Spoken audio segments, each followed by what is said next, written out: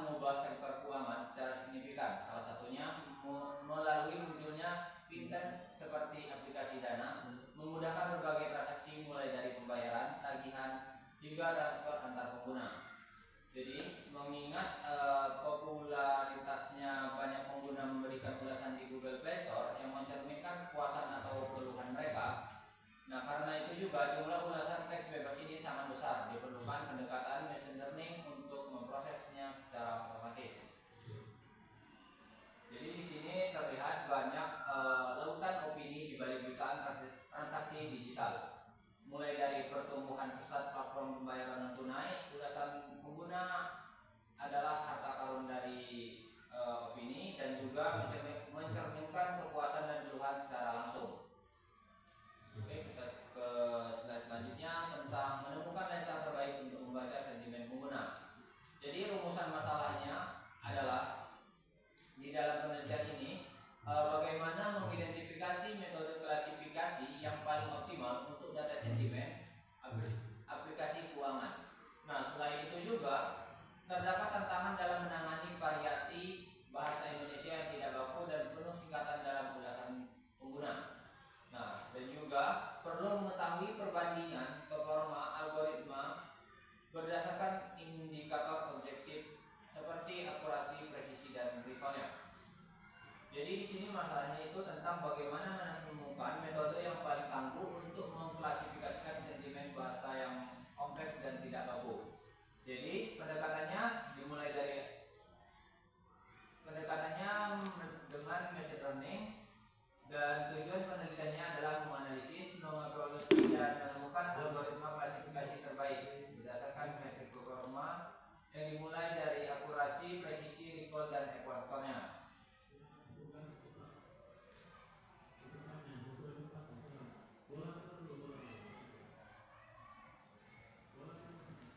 Oke, selanjutnya ada 3 kandidat klasifikasi, yaitu probabilitas, geometri, dan memori. Jadi secara teori penelitian ini itu memperkaya literatur mengenai penerapan deep learning dan machine learning pada ulasan aplikasi digital dalam konteks bahasa lokal. Jadi secara praktis hasilnya itu memberikan informasi strategis bagi pengembang aplikasi Dana untuk memahami persepsi pengguna secara real time dan meningkatkan layanan mereka berdasarkan data. Jadi 3 kandidat klasifikasi ini, yang pertama itu ada Nebes probabilistik, yaitu komputasinya itu sangat cepat, efisien untuk teks sederhana dan mengabaikan korelasi dan ukuran data urutan kata. Yang kedua ada SPM tentang geometri vektor, tangguh dimensi tinggi untuk teks dan tetapi kurang menangkap konteks linguistik mendalam. Selanjutnya ada LSTM, Deep Learning, dia memahami konteks dan urutan kata secara sekuensial tetapi membutuhkan daya komputasi tinggi.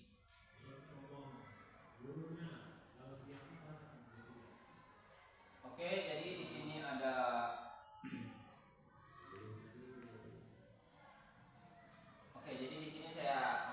saya jelaskan dulu tentang landasan teori Nebes ini sendiri.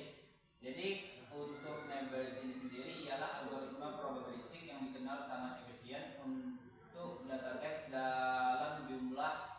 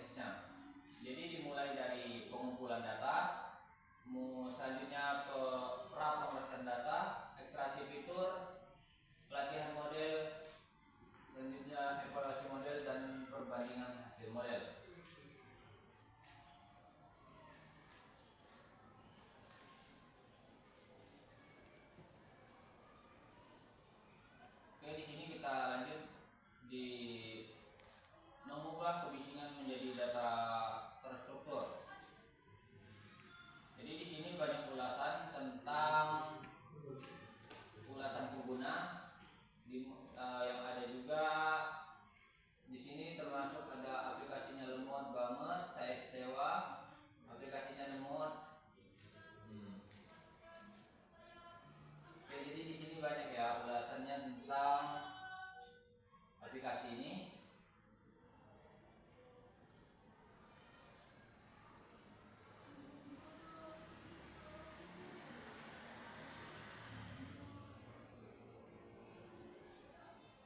Oke, kita masuk ke slide selanjutnya, itu tentang dua jalur representasi data. Di sini ada tradisional, yang tradisional itu NBS dan SPM, dan yang selanjutnya itu ada LSTM. Jadi NBS dan SPM itu pendekatan vektor atau back of force, dan deep learning itu pendekatan sequential berbasis waktu.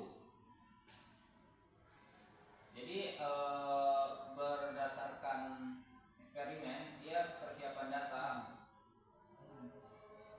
Data itu dibagi secara proporsional, yaitu 80% untuk pelatihan dan 20% itu untuk data training. Untuk model NBS dan SPM, teks itu dikonversi menjadi vektor melalui teknik TF-IDF. Sedangkan untuk LSTM itu teks diproses melalui tokenisasi numerik dan padding agar panjang input seragam sebelum masuk ke model. Oke, selanjutnya kita masuk ke alat dan pustaka atau tools. Jadi eksperimen di sini dilakukan di lingkungan Google Colab menggunakan bahasa Python 3, Python.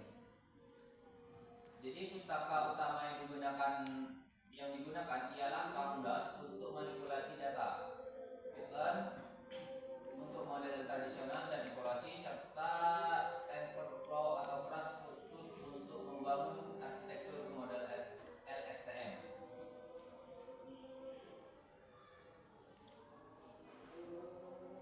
Oke, selanjutnya di sini ada kinerja Bayesian atau algoritma probabilistik dan vektor, yang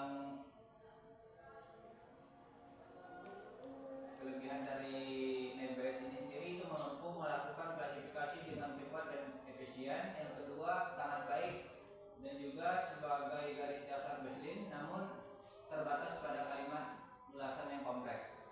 Selanjutnya ada support vector machine atau SVM, yaitu dia lebih tangguh menangani data teks berdimensi tinggi dan juga mengklasifikasikan batasan sentimen lebih presisi. Jadi di sini hasil akhirnya yang terbaik itu adalah LSTM dengan performa klasifikasi tertinggi.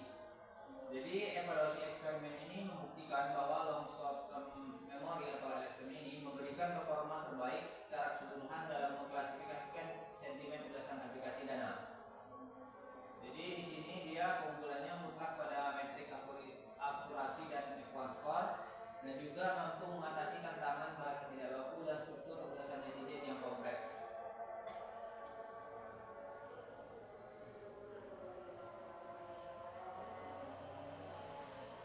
Oke, di sini sudah selesai. Baik, untuk Bapak dosen uji dan apakah ada pertanyaan? Oke, izinkan saya bertanya. Mana pertanyaan saya ini menyangkut algoritma LSTM.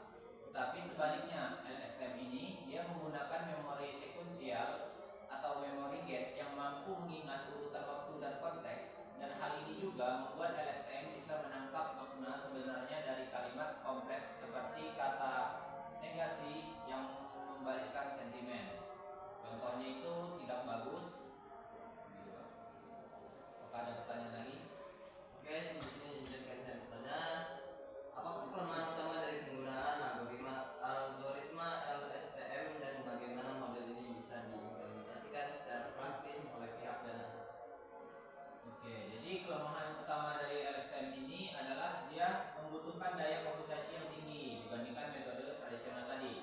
Namun, model ini memberikan kontribusi praktis yang besar sebagai cetak biru atau blueprint bagi pengembang dana.